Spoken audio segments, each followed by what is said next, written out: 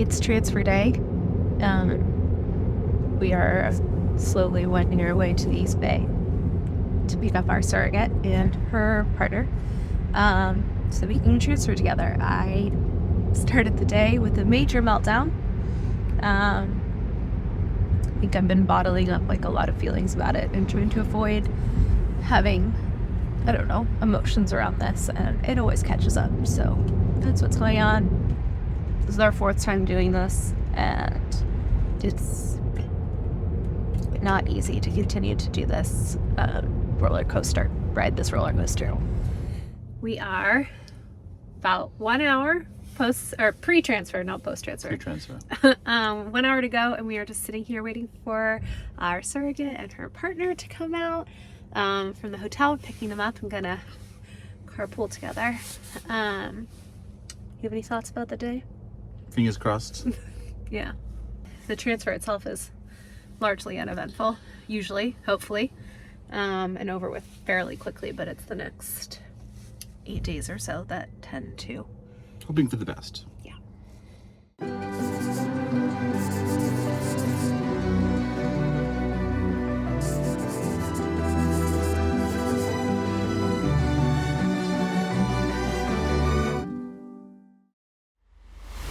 There's traditional surrogacy, which is not widely used anymore, where the carrier of the child is also genetically related to the child. That was I think how surrogacy mostly began.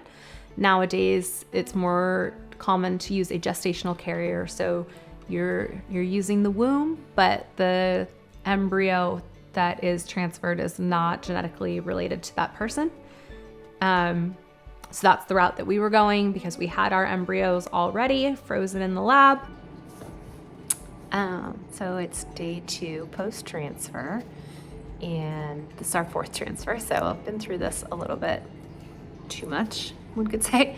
That said, I'm nervous. It's already hard not to do the Dr. Google thing, and it's so different with a surrogate too, because it's not symptom spotting for myself. It's interpreting things our surrogate says and then trying to fit that all in with, I don't know, she's cramping. I'm hoping that's a good thing. We'll just see. But yeah, we've been here 3 times already where HCG is just 0. So it is hard to continue to hope and get excited for this. I don't want to not focus on the transfer because I feel so separate from it in a lot of ways since it's not my body. So I feel this need to be involved as much as I can, but equally knowing that maybe I need a little bit of space just mentally to be able to get through this. I thought at the time that by freeing myself and our path to parenthood from my body, which at that time I didn't feel a lot of love for, I have to say. I felt really let down by my body, that I felt freed by the knowledge that somebody else who was capable of doing this could do this for us. It felt like a door that was opening that my body couldn't provide us. Hey, honey. How are you feeling day 2 post-transfer? Feeling hopeful, optimistic, but a little fearful as we go through this next waiting period. But yeah, I think fearful is still a very... coming off the high of a good transfer. Yeah, it was a great transfer, right? It went really well. But this was actually Ben's first time being able to be allowed in the transfer room. It was amazing. It was great. We talk about beauty in this process. That was a beautiful educational process for me, particularly, but for both of us. Knowing that for a lot of women and people who are able to carry for others, their main motivation is altruistic, or their main motivation is that they want to share what they can bring to the table with a family that is unable to achieve that via their own means. There's a whole community of people out there who, for reasons other than financial reasons, for reasons other than a personal connection, they are able to help us start a family. Hi. It's day 6. Day 6. Post-embryo transfer, number 4. We are just laying in bed because our surrogate is going to test on a home pregnancy test in a few minutes, I think. And we are nervous and scared. Apprehensive. I won't happen this now. Yeah. But hopeful. Yeah. Fingers crossed for us. Here's hoping. Here's hoping. So we did our pregnancy test with our surrogate last night, and it seemed like there might be a faint line in the videos, but it's super faint, like super faint. She did 4 different types of tests, and then she tested again this morning, and it's kind of the same story. So she says she sees a faint line, but I'm not really seeing it on camera, over photo. But beta's tomorrow, so we'll know one way or another tomorrow, but I was really hoping this was it. We did have a chemical pregnancy, which I don't love that term, but that is what it is called. But basically what it means is we did come back with a positive pregnancy test, but it wasn't in the range where it would result in, well, we never even got to see a heartbeat. So I think at that early stage, again, societally, it's barely even considered a miscarriage, but it's certainly a loss, and it is because you are getting a positive pregnancy test. It was a complicated feeling for sure. Previous 3 transfers had resulted in just a negative pregnancy test. We'd never had anything to work with even. So even though it was a loss and it was awful, it was also kind of gave us some hope that look, like one of our embryos did something. Yeah. Maybe we're on the right path still, and it's worth to keep trying, because it is hard when you keep coming up with nothing to continue trying.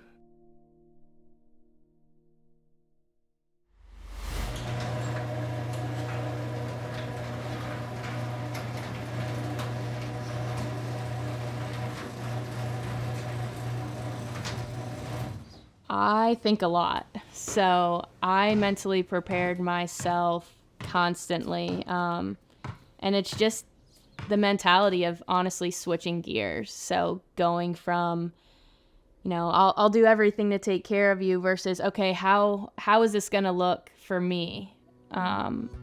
Working and having to wake up in the middle of the night to maybe breastfeed or pump or, I had to then take on those roles versus I was thinking that'd be a perfect opportunity for Sarah because she works from home, so there were less obstacles for her, in my mind, for her to carry versus me. So I just psyched myself up for it and just mentally prepared myself. And once I get super excited about something, then there's no stopping me. And I just, not as fast as Sarah, it goes 0 to 100. It takes me some time. I process things a lot and really think about them and play devil's advocate a lot too, try to be as realistic and reasonable as possible.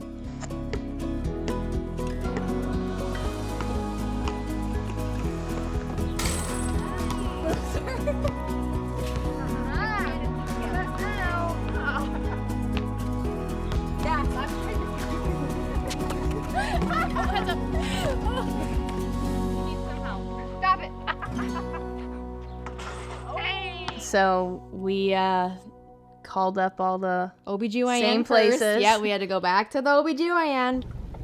You ready? Ready. So we are here, and just to kind of recap a little bit, we recently went through this with Sarah. She met with her OBGYN. She came here, so we know the PA that we're meeting with today, and we love her. So now it's my turn to kind of see my results and go from there. Yep, so let's go. And actually, it was interesting at that fertility appointment. We almost got the opposite news. All right. So, what'd you think of our appointment? I was really surprised about the AMH level. Me too. Yeah, that was So surprising. basically, there's supposed to be a lab value that if you're above that, which Sarah was, kind of diagnosed her with PCOS, where she's at the increased chance of having a miscarriage. If you're at the lower end of the spectrum, it's harder for you To get pregnant. Yep. You don't have as many You don't have as many eggs. It's low ovarian reserve. And yeah. she was like, honestly, for how active you are, your age, I would have thought that you would have had more. It's not dangerously alarming, but it's the opposite of what I saw in Sarah, basically. I actually have to call on the first day of my period, and they want a 5 to 10 day, the day 5 of your period and day 10 of your period, they want to perform something called an HSG. I cannot sleep.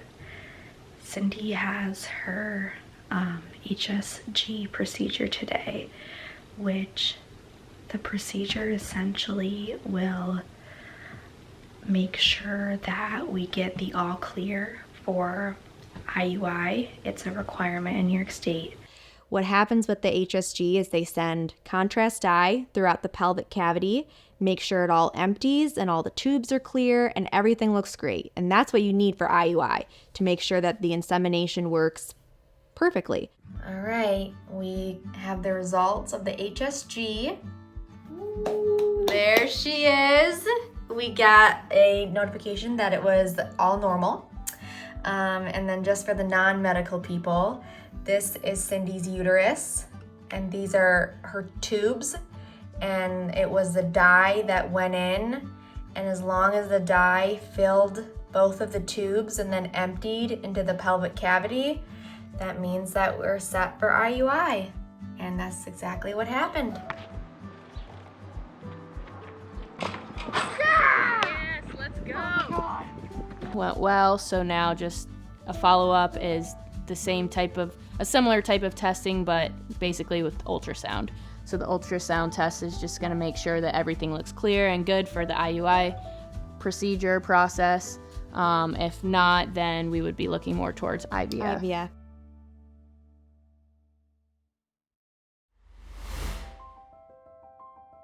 When we found out I was pregnant, I didn't feel anything.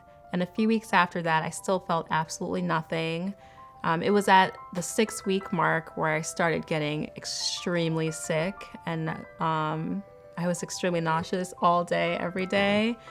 So it was at that point that I was like, okay, I really feel like I'm pregnant now. And that's when the couch and sweatpants became my best friend. I think I'm 6 weeks and 3 or 4 days today, and symptoms have officially started to kick my butt. Super grateful to be pregnant, of course, but it's the first trimester it's all about survival mode. I mean, I'm surviving on saltines and bread. You were pretty sweet during that time. You brought me like special bread. Something with a little more flavor. I tried every food I could think of to see what you would stomach, and it was almost nothing. It was nothing. Traditionally, when you think of a heartbeat, you hear the and you see the lines going across the screen. But this time it was so faint, there were no lines, so it was really concerning. But they said the fact that they were able to pick up a heartbeat at 6 weeks, 0 days exactly was really good. So we just ran with that. Hi. Hey. We just finished our 7-week update, our 7-week appointment at the doctor, and everything looks good. We're able to hear the heartbeat, and the doctor said that the baby grew like 3 times its size in 1 week. I don't even know if that's normal. Oh, and Alex was able to hear the heartbeat today for the first time, and that was so special. Extremely strong. Yeah, extremely loud. It was so sweet. I mean, graduating from the fertility clinic at 8 weeks was a big deal because, that's like the next stage. It's becoming a little bit more real to us. Hey guys. Hey. We're at our last IVF visit. Yeah. And then we move on to the next stage. I mean, you gotta hear the heartbeat. Yeah. Should be stronger. I don't know if it wiggles around at this stage or not. We're 8 weeks today, so that's exciting. It's a good feeling to know that you've graduated and you're moving on to the next phase in this whole journey. So that was a very exciting day. Yeah. So we just got back into the car from the ultrasound, and little Nugget is doing fine. Look how cute. So we graduated from our fertility clinic today, and I'm so excited to start this new chapter. Yeah. What do you think? I'm very excited to be past this stage and on to the next one. Yeah, basically, me too. All right, let's go. And even the time in between the appointments, we're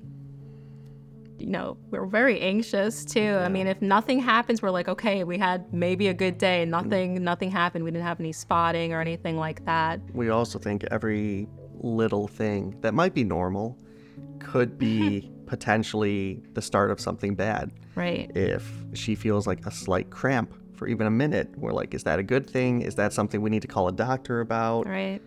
It's difficult to gauge if that's fine. We look it up online and everyone's like, oh, that's normal. But our normal doesn't mean it's gonna be good. Right. So everything's a little bit of a red flag. Mm-hmm. So being a part of the infertility process and experiencing loss to the degree that we have so many times, I think that I'm always on edge. I always think something's gonna happen. I'm always nervous. I'm always anxious. I'm never completely settled and comfortable. I don't know what it's like to have that type of pregnancy or experience where you're just blissfully pregnant, because I'm always worried that something's gonna happen, and that's just part of our process. Now I'm just trying to live in the moment, that I'm just grateful that every appointment we go to, we get good news that baby is healthy, and I'm just hanging on to that until our next appointment. I think a lot of it is just trying to live in the now and trying to enjoy good things when they're good. Try not to be too concerned with something that's happening next week, because I'm not even trying to think about next week. Exactly. Although we can't supply each other with answers necessarily to the questions we have, it's comforting to know that there's other people that are going through it. We made it through once, other people are making it through. We can probably do it again. Mm-hmm. So far, every phone call had just been like, it's looking amazing, great job. And then nothing but good news. Yeah, come back in 2 days, everything's going well.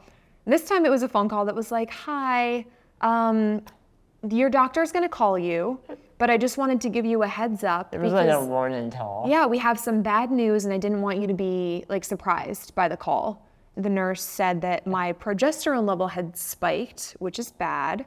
So they said we can either go in and get the eggs and use Shane's sperm, which is a really big risk. Very limited supply. So we had a little bit of my sperm, usable sperm, frozen from our test back in October. Yeah. But if that didn't work, and if my new fresh sample didn't work, we had nothing. Everything is going really well. We're on track. I have another appointment in 2 days. But today Shane has his own appointment. Our doctor suggested that I do another semen analysis just to make sure that I had, a very, very few that they could use on the day of.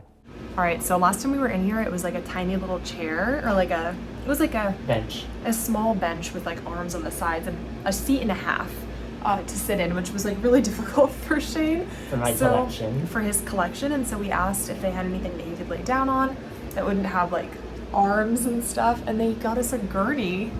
So I'm ready. He's ready. My collection is over, and now I'm preparing for my blood test.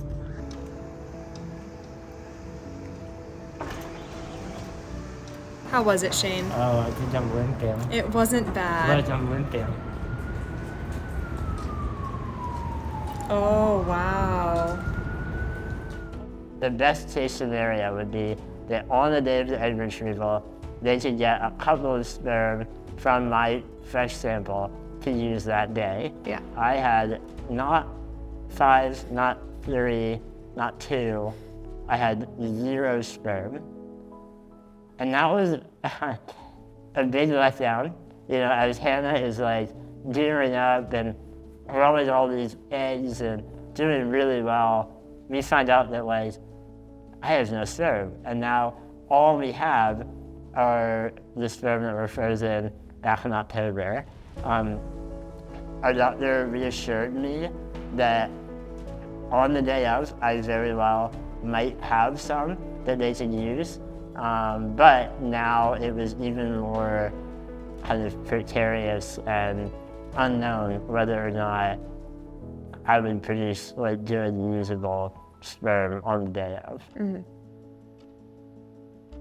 So that day we had to make a decision about whether I would trigger that night and do the egg retrieval 36 hours later as planned, or if we would just trigger and not do the egg retrieval, basically like scrap the entire cycle. And I was like, Shane, I don't care about the risks. I am not like scrapping this. Like we have just done all of this leading up to now. Like I don't care, I'm doing it.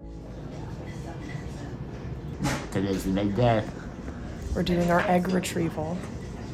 Oh boy, it's happening in a matter of minutes. I just produced my sample. Yep, fingers crossed. It's a good one. It's not going to be. We do the egg retrieval, that was all fine. And I wake up in the recovery room, Shane is there making fun of me, I'm really out of it. How did it go? It was fine. They laid me on the table. I remember them giving me meds that were like relaxing. They did come out and let me know that you emptied your bowels on the table. I'd be surprised if they even got one egg. One egg? Yeah. The doctor comes in and they let us know that they did get eggs from me. They got like 22 mature eggs that looked fine. Which they were thrilled with. Yeah, which they were really happy about. Those are her eggs. Wow. And they were still looking for sperm. She was like, all like smiles to Hannah, turns to me, and for you, we're still looking for a sperm. I was like, oh. We're like, oh my God. I was like, it's been an hour. The frozen sample was part of this search, and they were looking in there and not finding anything in there either, which means that we don't have anything saved. Yeah. And if you're not having anything now, like, that we might actually be out of options for the first time, which we hadn't really considered. No, it was a weird mix of like joy that it was over and that Hannah had produced so many good eggs and that she got through the procedure well. Yeah. And then just like utter kind of, it felt like a punch in the gut. Next time on Fertility Out Loud. For me, that process was pretty stressful. Mm-hmm. It is stressful because you're picking what the baby's gonna look like. Half of what they're gonna look like, their genetics. It's just a lot of stress and pressure. Mm-hmm.